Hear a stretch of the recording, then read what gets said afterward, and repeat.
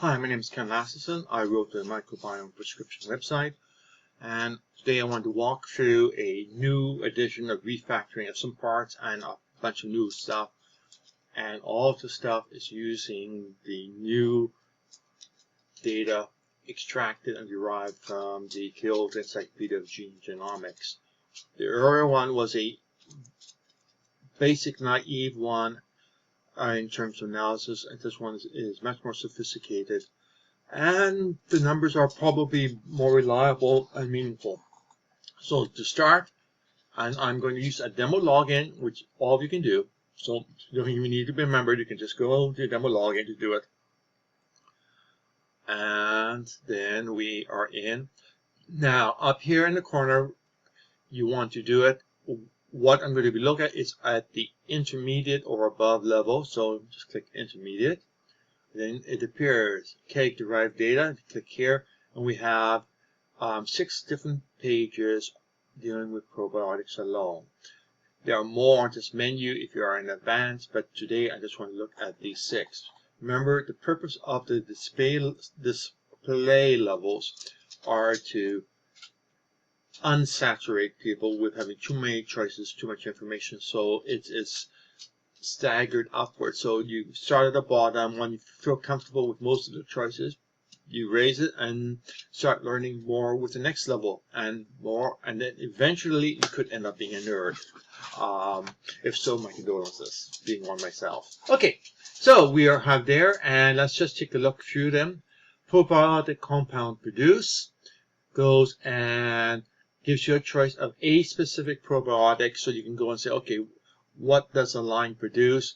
You get a table there, and you see there are 550 different compounds. That's a bit hard to digest. You could do all of them if you want to change and mark it to be all, or you could go over and do something like putting in a particular word, like, for example, hydrogen. And we see, oh, a line causes hydrogen sulfide, which is ascribed to being part of SIBO. So if you're taking a line and have SIBO, you may not necessarily be helping your SIBO because you are using a probiotic which goes and produces SIBO. So that's the first thing. And you also see hydrogen peroxide, which is commonly produced by some bacteria to keep other bacteria, generally bad ones, inhibited. So that is a good sign here. And again, very straightforward here. Now you can go over and take a look at consumed, which is, you may need to do a bit of thinking about this. Basically, it's just these probiotics will consume existing stuff in the environment, which case they can lower it. Let's go over and try something like, for example, let's try Cotturel, another popular probiotic. And there we have it. And let's try typing in the word hydrogen for this one. And what we do is we see it reduces hydrogen sulfide a little bit. And it also consumes hydrogen peroxide. And interesting, we have hydrogen carbonic acid, which is basically baking soda, or baking soda as an ion, and it has a fair amount there, so it will cause change in the microbiome as if you are taking sodium bicarbonate. It's the broken down version of it. It's a bicarbonate in the sodium bicarbonate. So that's the second one. This is what is consumed. So you can say, okay, how about something like histidine, or other histamine, and you see that it does do some consumption of it, and some there, and through. Now, you should know that all of these items are hyperlinked back to the Kyoto Encyclopedia of Gene and Genomics. For example, if I type in histidine, there, it will jump over, shows the formula, gives all sorts of technical information, shows which enzymes are involved in it, and just gives you a ton of information which is technical and which I'm not going to try explaining. That is for those who wish to become official nerds. Okay, now we go back and okay, just a second. And we go down and do changing a compound probiotic, which comes up with just one. And what we have here is we have all of the items listed, and we have a total of 1,915 compounds, which there is a probiotic which will increase or decrease or both there. And what I have done is I have gone and simplify things out by there. So if you're dealing with histidine, we have 203 different probiotics which can consume histidine, none that produces it, which is somewhat of a good situation. And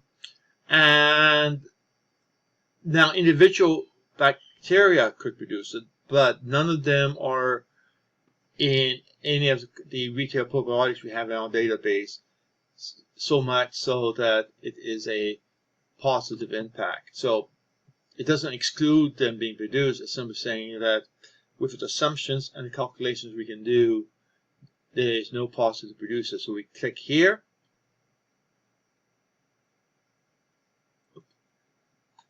And there we have them listed, and we have the amount. And since we're trying to decrease L-histidine, we're looking for negative amounts. And we see that the one that best lower it is L-reiteri. And then we have other ones there, reiteri gotchas, which is never L-reiteri. All of these are heavy in L-reiteri or nothing but. Then we have something like biofluorine and other, and we can go on down, and we have 203 different ones, and the last ones you can see just have an impact, very minor, but not much impact per unit of probiotics. So we have there. Now, if you're interested, and you can just go and click here, and what it will do is take you over, give you the name of the bacteria or more than one bacteria, which is in the probiotics. Let's go back and take a look at something which is a okay, let's try BioSwartz 0.2, and you see there are 5 different probiotics in it. One of them may be producing it, which means that 1 out of 5 is 0.20, which is exactly the number shown. So it means that, okay, yes, it reduced, but only a little bit of it is reducing it, compared to, for example, something which is all L-reiteri, nothing else, in which case it's just there, nice solid 1. Okay, so that's the next part of the choices. So we have done the 2. The third one comes out of the issues that sometimes you're trying to determine which one of the 2 is of 2 things. For example, let's go in and take a look at let's take a look at Align for one and Culturelle for the other.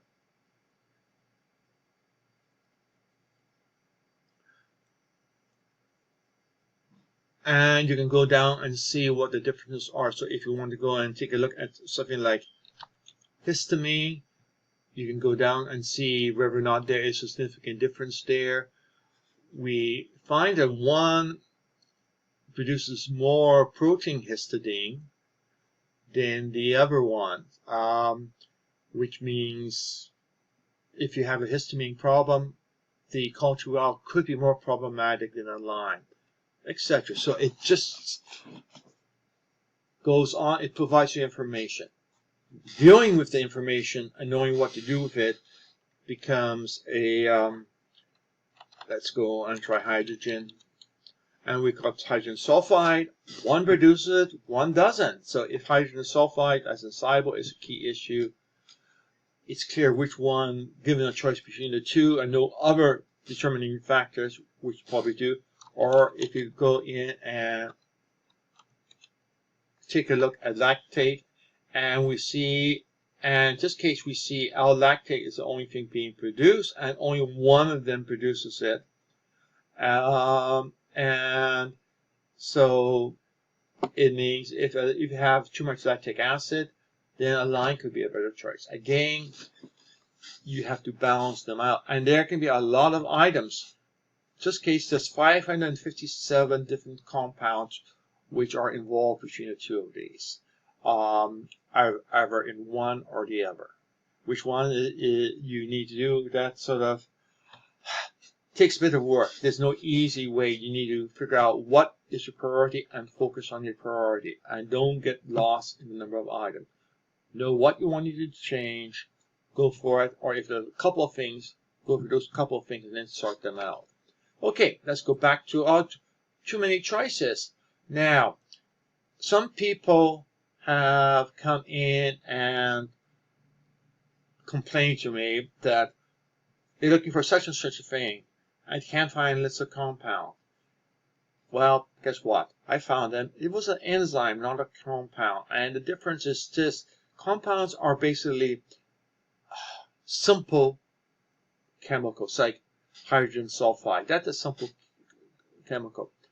Enzymes are very complicated, very large molecules, which generally has a function of breaking down things or helping things to be. So here we have the enzymes involved. So if you are looking for a particular enzyme, let's see, let's try oxalates. Or actually NADH, which is produced by several things, NADH forming, and you can see how many enzymes in it. Now, what happens is a bacteria may have bacteria typically have 300 to 500 different enzymes in it.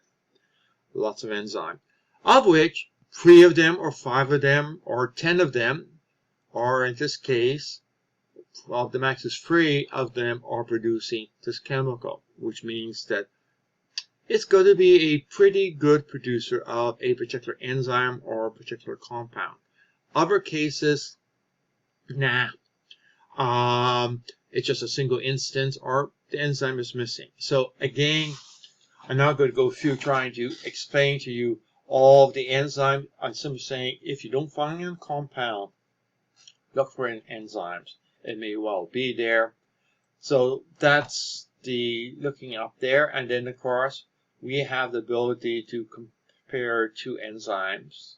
So we could go and do as we did up above.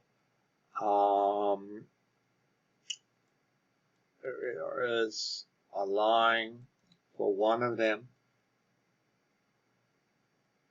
and then cultural for the other.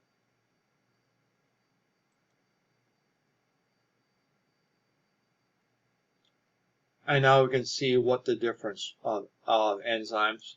And again, as generally you do throughout the site, if you go and open the hyperlink of whatever the strange compound or item is, it'll take you over to KEGG, where it has all sorts of information.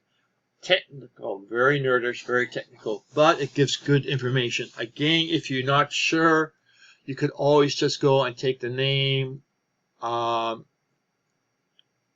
there. Oops, let's take that and drop it into a search engine.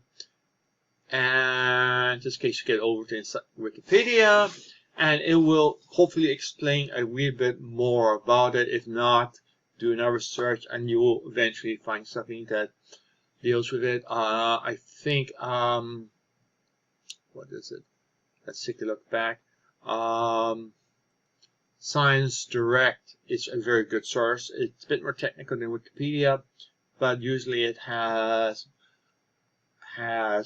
more comprehensive information. As you can see, you can go in and you can start educating yourself.